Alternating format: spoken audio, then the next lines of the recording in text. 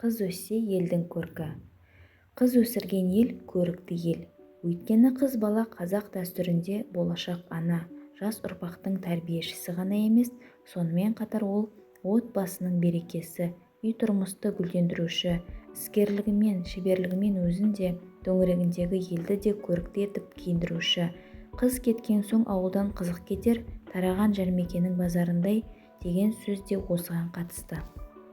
Қыз бойында 40 періште бар.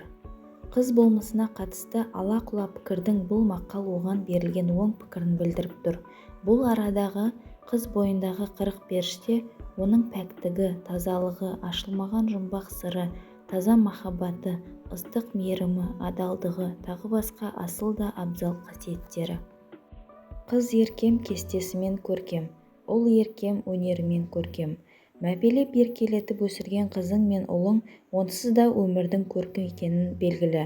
Бірақ олар өнерлі, өнегелі, шебер, іскер болып өссе, ата-ана өмірін одан да бетер көркейте түспекші. Қызым, саған айтам келінім, сен тыңда. Ананың жаңа түскен келінге айтар өсиетін, тағылым тәрбиесін, ақыл кеңесін оның өзіне бірден айтпай, бойжеткен өз қызына айту арқылы астарлап жеткізуі.